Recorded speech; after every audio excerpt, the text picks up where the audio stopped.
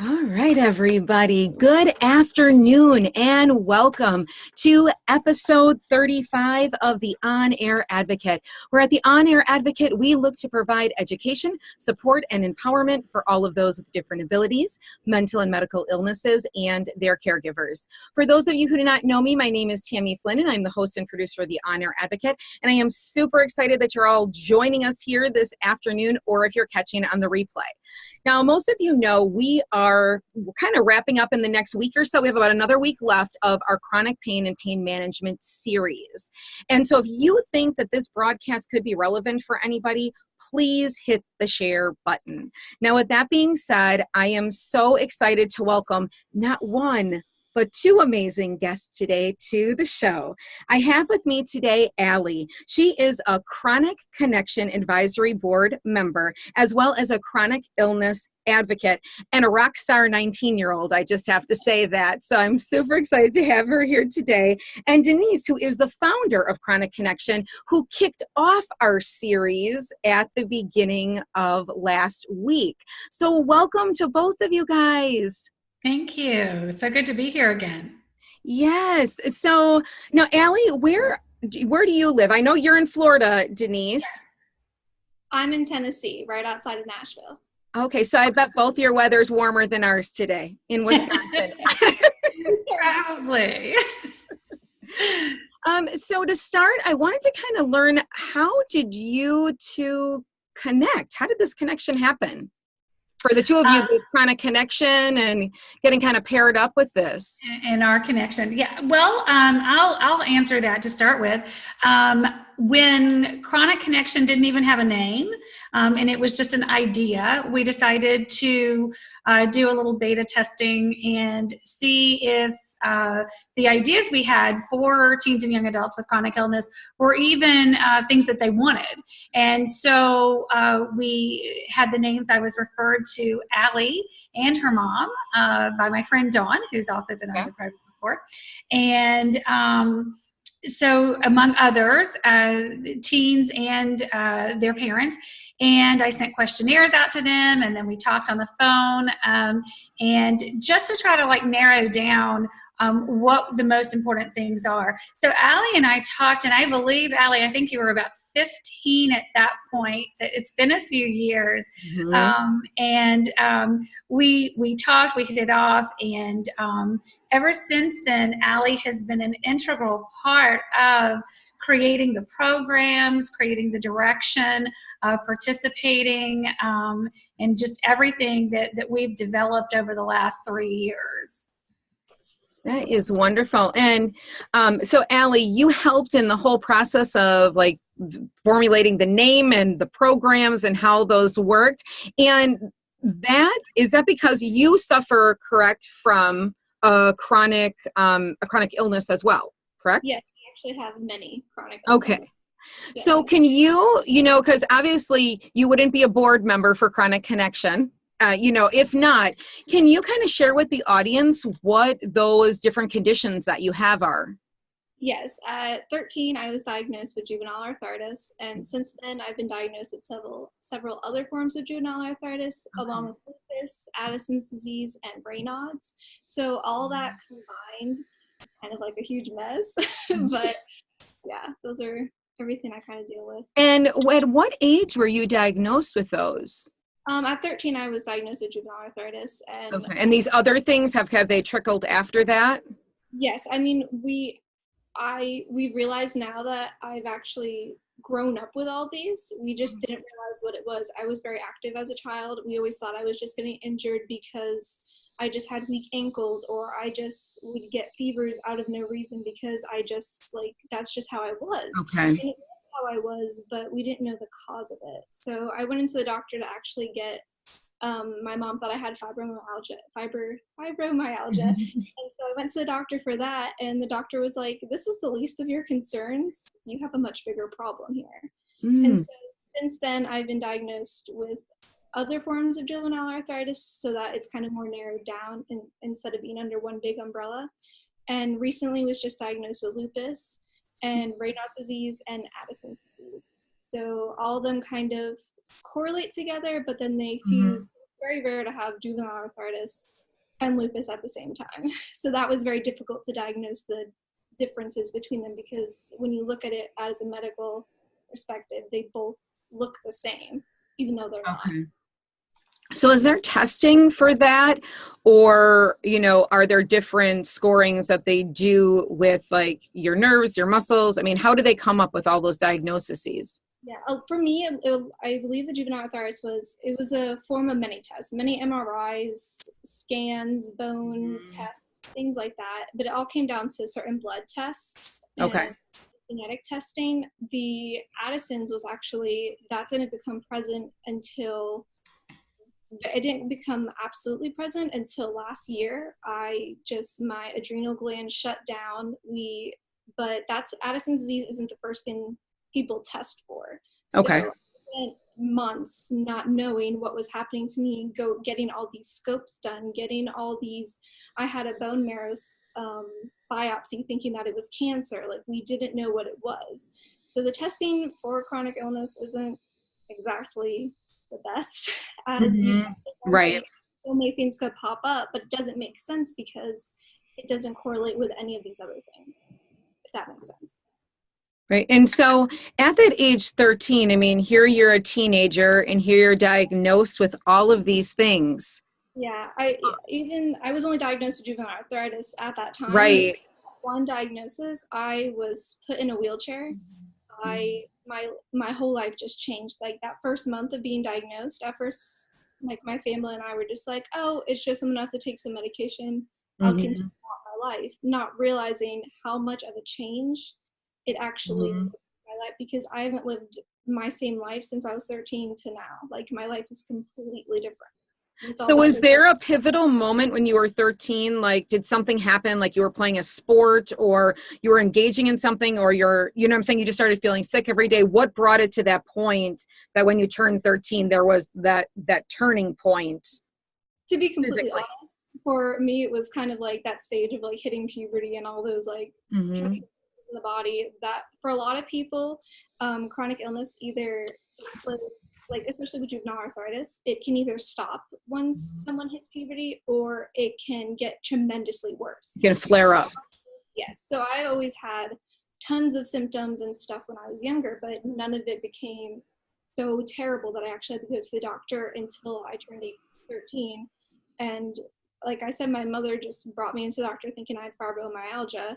Okay. And the doctor said, I need you to go take off your shoes and walk down the hallway. And I did. And he was like, you're not walking normally. And for me, I felt like I was like, this is how I've walked my whole life. What's wrong with that? And right. Hands and started pressing certain pressure points in my body. And I was just experiencing so much pain. But for me, that was normal. Yeah.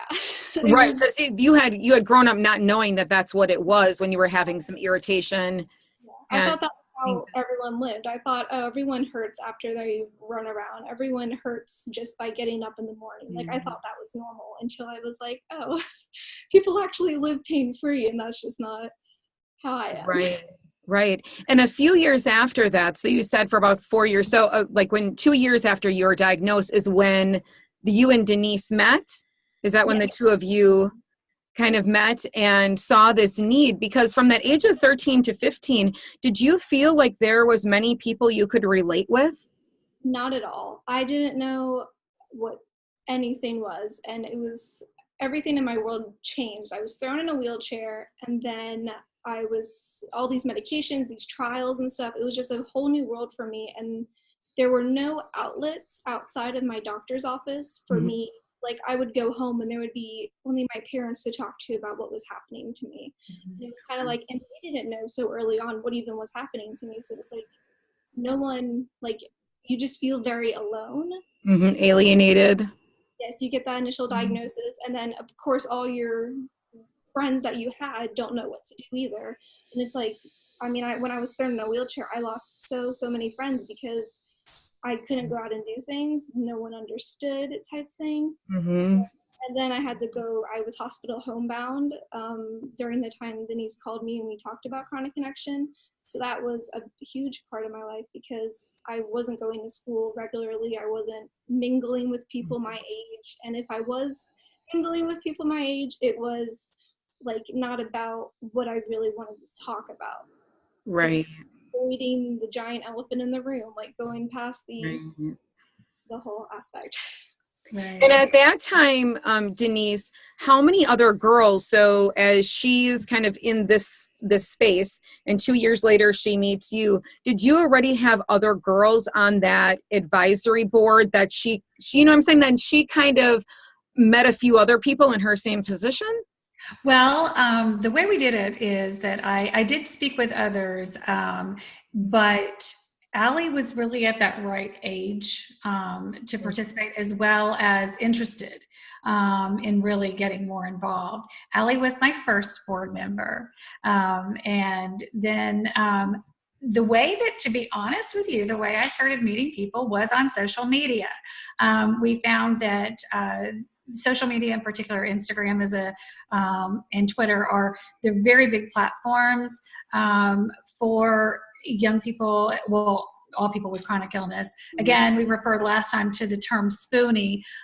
That is a very big connector in the chronic illness community. If you could just you could just search Spoonie and you get all kinds of accounts and information and so forth.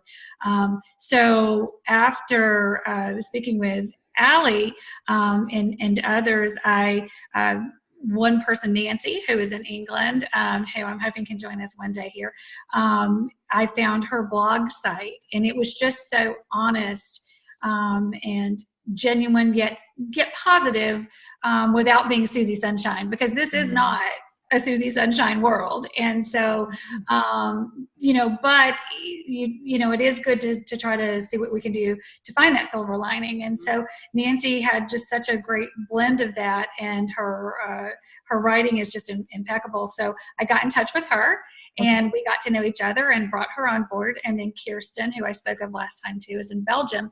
And the same thing with Kirsten, just over time got to know them, and they became my teen and young adult advisory board.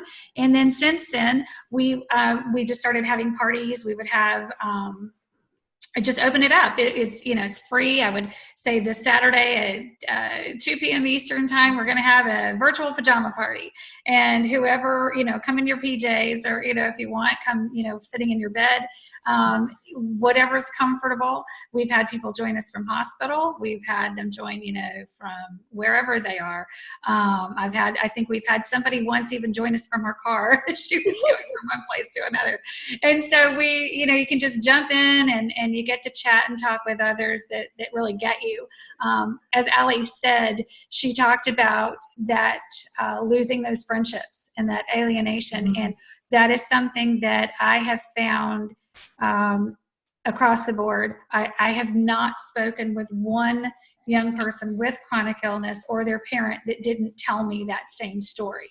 And so that is probably one of the big reasons why I feel like this is so valuable, is because it does provide a way to meet others and connect with others in a different format. We get on all together just like this, except you'll have a lot more people sometimes, and just everybody talks, we play games, we just have fun. And but we can also problem solve, Right. Because it's an amazing platform, because so many that are not in the world of different chronic illnesses do not know that we don't get to leave our house much, and that would go for caregivers as well. Exactly. I told people before, there should be a online party for caregivers, because we're all absolutely. home, and then we could see people and That's eat right. dinner together through our computers.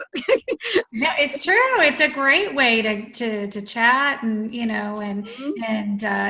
have some fun for a little bit, and laugh about things. It's so important to laugh, and in this case, a lot of times people don't know, like Aly said, what to say. The elephant in the room, like she said, and they don't know what to say or how to respond. And when everybody has their own elephant, so to speak, or their own chronic illness, then you can just joke about everything. Right. And that relieves a lot of stress sometimes. The relatability it's really strong within that population. And so it's not just others with juvenile arthritis or lupus. There may be somebody with cystic fibrosis that joins in, or somebody with ME, fibro, Ehlers-Danlos, all kinds of different diagnoses. So, but everybody experiences the ins and outs of what it's like to live with that chronic illness that's not going, that's not cured or curable. And then Aly, so once you kind of got on the advisory board and you started doing this, what did that do for you, like not only friendship-wise, meeting other people, but also, I know there's a lot to be said for a lot of sometimes the pain and things that we experience, turning them into purpose. And when I look at you and I look at your Rockstar Instagram page, which you'll have to give everybody that at the end of the show, I really feel like you are such a trailblazer in that you really are showing that even though I have this, condition, that's not going to stop me, from doing the things that I want to do. So what did you find as this board comes together with Chronic Connection? You have these other girls from Belgium and all over. What did you experience? I mean, how was that feeling for you once Denise and you guys had started to put this all together? I mean, it was honestly like just incredible. I mean, like as you said, the friendships that I've made through this program, like I'll have them forever. I actually met my best friend face to face through one of these Zooms, and like without that, I don't know if we would have like ever made that connection or did that face to face thing. And it's just, I know now that I can, if I'm in a bad place or if I'm in a lot of pain or something, I am one text away from anybody on the board with me, and I know that they'll be there for me and they'll be able to talk me through it and tell me everything. And then I honestly have Chronic Connection to thank for like the positive voice and purpose I have, I guess, in my voice, because I always, before I helped out with Chronic Connection, I did a few little things. I was helping with walks and stuff, but I didn't feel like it was like my own voice, if that makes sense. But now I feel like that when I go and someone asks me about chronic illness or chronic pain, like I feel like I have, like I know all this knowledge and I actually, like I can positively give them like an answer. And I have Chronic Illness, like Chronic Connection to thank for that. It's just, the organization is fabulous and has helped me. Like words cannot describe how much it has helped me. So would you say for many other teens and young adults that are experiencing, some of these things, that getting involved in this type of an organization or other, is there other things that you've also done aside from Chronic Connection that have really kind of lifted you and been a support? Yeah, just doing anything that makes you feel like you're not alone. Just even reaching out to someone on social media, joining a group text of people that are going through what you're going through. Just being a part of something that makes you feel like what you're going through isn't strange or isn't unordinary. Because when I was firstly diagnosed, I was like, I'm the only one that's dealing with this. Why did God make me this way? Why this? Why that? And it's important to know that there are other people going through what you've gone through or are going through what you've previously gone through. And so I think it's important for other teens and everything just to reach out and find that, because there have been times when I haven't done that, and that just mentally it makes everything so much worse despite everything that's happening. Just being able to talk to someone and figure that out is very important. Now, have you found through Chronic Connection, and I know you guys do these YouTube videos and stuff as well, have you found that you've had teens reach out to you? You know what I'm saying? Like you met people through Chronic Connection, but you just being on social media, you doing these YouTube videos, have you found that young adults and teens have reached out to you personally? I have like a few people DM me on Instagram every now and then saying like how my posts have helped them, when it's like I feel like I should be messaging them saying their posts have helped me. So it's like that small community. Like, I mean, the Spoonie community, if you look at it, it looks big, but it's actually, we're quite like, it all feels like we're together and it's a small community. So just like when people tell me that I've helped them in some way, like I'm like, you've helped me in some way just by saying that, or just by watching that video or spreading awareness about what we're going through to get people to understand. I think, Oh, go on. I was just going to say, I think there's a lot of empowerment there too. And I've seen a lot of just more and more of that over the last couple of years. And I think it does kind of spread a little bit. You see one person doing a video and being honest and upfront about here's my life and here's what it's like. And I'm making the best of it by doing this. And then it spreads. Then somebody else is over here going, oh, I can do that too. Let me share about this, or I wonder what I can do. And I think that what Aly's saying too with the spinning community, it is a lot. It is pretty. It's so much bigger than anybody would realize. But at the same time, there is, that intimacy. I think that's there. That because there is that thread that everybody has, some sort of chronic illness, condition, or disability. And so, but it is interesting. I do think that Aly's selling herself a little bit short here too, I have to say. She does amazing videos and she's great. She's shared her stories. She has done a vlog where she's even showed everybody what it was like to get an infusion. And by the way, prior to Chronic Connection, didn't you speak on Capitol Hill or something like that? Oh, maybe have. Yeah, just a little bit. So yeah, she's very active and all on her own too. So now, you guys you said a new video is being released today, right? That you did? Yes. It's actually about chronic pain, which... Oh my gosh. Well, then we need to put that link under this post as well so people can watch that. So is it you yourself or are you with some of the other girls within Chronic Connection? I do the videos in my bedroom. So, I would love to do them. So one day that will happen. But right now it's just me and my camera answering questions when I can. Yeah, it's for our program. It's called Ask a Spoonie. And so what we do is we'll have anybody who has a question, or sometimes we'll just see a topic and realize, oh, we should address that as well. And so periodically just different people do videos. And Aly is one of our stars for sure. She's got some really good videos there. But yeah, so she has one she filmed and it should be live now. I'll be posting about it soon and we will share the link for that. That is wonderful. So Aly, I want to know, when did that pivotal point come in this whole chronic illness and in pain world for you that you said, I'm not going to keep asking myself questions as to why this is happening to me, and I'm going to move forward. And I know you're starting college, right? Are you starting you're in college, you're starting in a new school? Yes, I'm actually leaving home, which is a very big, I was supposed to leave last year, but my health took a turn for the worst. And so take a stay home, do online school. But I'm finally at a place where I'm like, I'm going to try and go off and see how that goes. And where are you going to school? The UT Martin, University of Tennessee at Martin. Wonderful. So, but when was that point? When did that point come for you? Because I think that there's a lot of teenagers, a lot of young adults, and even I bet there's a lot of adults that are watching today or going to watch this segment that get to that point, and a lot of times they think, woe is me. This has happened to me. Why has it happened to me? I'm in pain every day. How do I move past this? How do I have a different mindset? When did that come for you? Because when I look at, like I said, your profile, the things that I do, I can tell that inside of you, you're unstoppable. You're just like ready. You're like, this might be, but this might be a condition that, the Lord has given me, but I'm going to persevere past that. So when did that point come for you?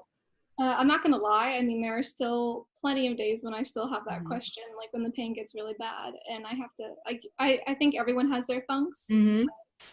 I think that initial point was, that first year of getting diagnosed was so difficult for me just because it was so many changes. But I feel like after that next year of finally not figuring everything out. Right. Everything out. And my family was so supportive, like trying to find answers, doing all this. And then my mom and I, we were talking one day and we came up with the motto, don't let anything dull your sparkle, not even juvenile arthritis.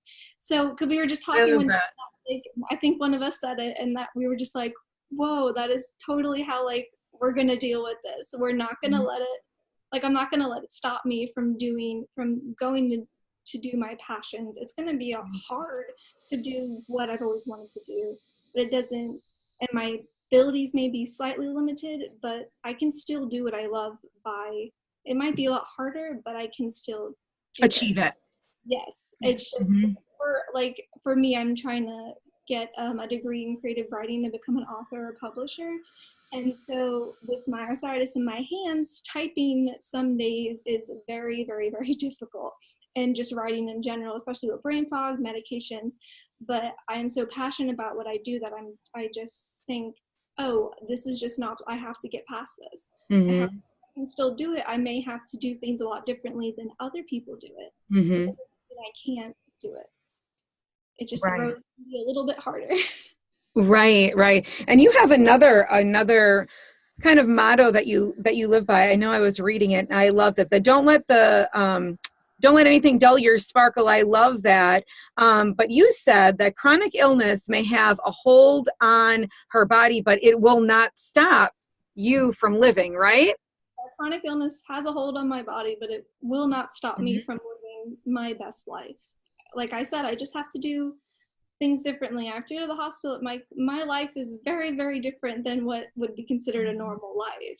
But that doesn't mean that I can't enjoy the life I have, because I'm a person that believes that things happen for a reason. So I might not specifically know why this chronic illness, why fate or God or whatever decided to give me this. But I know it happened for a reason, and I'm just going to continue my life, because if I stop and not do that, then what's the point? Right. You have to have belief and faith and tons of perseverance in the things that you do. Now, kind of in wrapping up, what's kind of on the horizon for Chronic Connection? So we got the video coming out. Yes, we've got that. Our card swaps are continuing. We just got everybody matched this week for the April-May card swap, for the sign up for that. So that's all been sent out, and we've got the July registration up now. So we'll have another card swap in July. Our card swaps, that's something we do that is free of charge for all ages and for all places, I say. It's global. We just got this round, we had somebody from Iceland and somebody from Singapore, and that brings us to 17 or more countries at this point. So it's really fun, and it's just a way to connect with others, and we do match by age group. So that's we're taking enrollment now for the July card swap for that. We have our membership program, which is the Spoonie Society. That's for ages 16 to 24. And it's just an exclusive membership program to connect and have parties and get-togethers and others, and to create these groups. We're kind of using our board member. They sort of naturally evolved, and so into their own very close-knit group. And so as we grow it, we'll look for that with the other groups too. So they'll have their own groups that, and then we'll have one, events where everybody can go too. But I think it's nice to have that kind of small group, 9-10 people that are closer to each other, can text, offline and all of that. So we have that. We'll be adding some parent virtual events and meetings in as well, because like you said, caregivers and and others, this should be for them too. They need time to connect and relate to each other. So so those are some of the things going on right now. I'm also working on a book, so Aly is actually helping with that as well as some of the others on the board, and because it will all be all about their own words. It's going to be a platform for them to really be heard. So that is phenomenal. I'm telling you, between the two of you, you've made my day. You've made my week. You really have. So now, Aly, I know you're going to be going off to school. So when are you leaving home for school? Around the end of August. I'm actually moving in early, because with me and all my chronic illnesses and stuff, like I have to dorming and everything is a bit more challenging, more complicated. But I'll be going after August, the End of August, yeah. Okay, wonderful. And anything else going on? We need your Instagram. We need that so everybody can follow. Oh, yes, for sure. It's that.awkward.spoony. I love that. So, and you don't have a Facebook, right? No, I do not. Okay, so that they can, oh, Sorry. we have a dog. That's awesome. So we have 3 people and a dog. That's great. That's great. Now, anything else that you'd like to kind of leave us with? I know we went through a lot and you've already told us a ton. Anything in the pain management world, the chronic pain world, that you'd like to throw out there that works very good also as, which I didn't ask you before, like tools and things you use to feel better? So I know I asked you about like support groups and things that way, but are there any aids, at home of things like a TENS machine, like things like that you absolutely love, that you're like, oh, this makes things much better? I know it never makes it perfect, but I don't want to get offline without asking that, because you've been dealing with this for many years. So I'm sure you've tried a zillion different types of modalities to try to feel better. There's actually a few. In the winter, especially, I found that they're called hot booties. And it sounds the silliest thing, but they're these heat packs that are in the shape of slippers, and you put them in the microwave and then you put them on your feet. And for me and my Raynaud and the arthritis combined, that really helps. And then I'm a big fan of essential oils. I try to do everything as holistically as I can, because all the medications, I mean, right now I'm on 2 biologic drugs at once.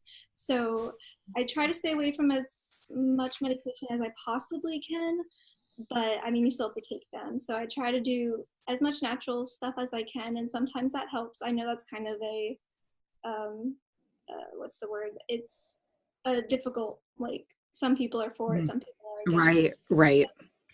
I just say to anyone that if they're kind of like on their last resort, to try essential oils, because I was very hypocritical about them before I tried them. Okay. I tried them and I was actually like, wow, some of it actually does help. What are your favorites?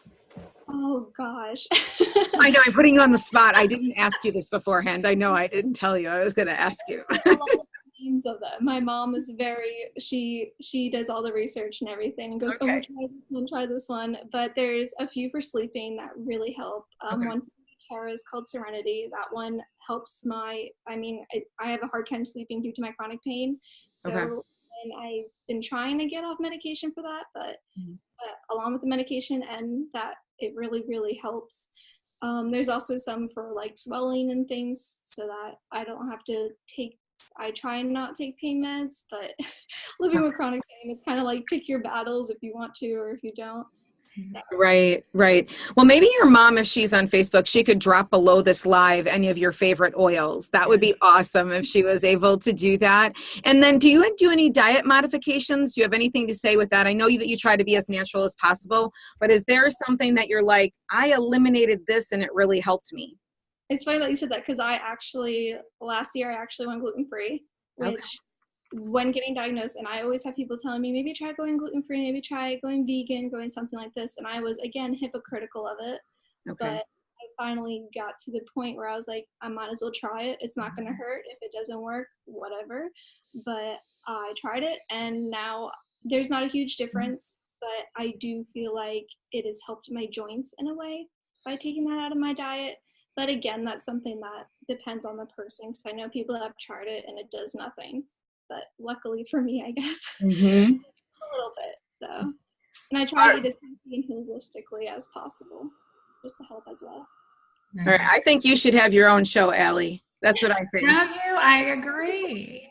Don't you think she should have her own show? I know. Isn't she awesome? Awkward Spoony show. I would love it. I would love it. Perfect. Yes. Well, I thank you guys so much for spending the last half an hour plus with our audience today. I know that we can drop below all of the information. I'll also, Aly, make sure that your Instagram tag goes in the Facebook so that people can follow you, that way as well, and know where to find you. But really, I think the whole Chronic Connection is just such an amazing organization, and kudos to both of you for everything that you have put together with this, because it is so needed in the pain and chronic illness community. So thank you guys for doing that. Thank you. So on that note, we're just going to wrap up for the afternoon. I hope you guys are all having a fabulous Wednesday. And if you want to find any of the other social media applications, you can head on over to onairadvocate.com. That's where this will be downloaded into a podcast as well as a YouTube video. So if you know someone and they don't have Facebook and you want to still share it with them, head over, send them the video, all that good stuff. And also remember that we're going to be kicking off our private on-air advocate community, which will start June 1st. So make sure that you go over there and you request to be a part of that as well. So on that note, you guys have a fabulous day, and thank you for spending the afternoon with us. Thank you. Thanks so much. Take care. Bye-bye. Bye.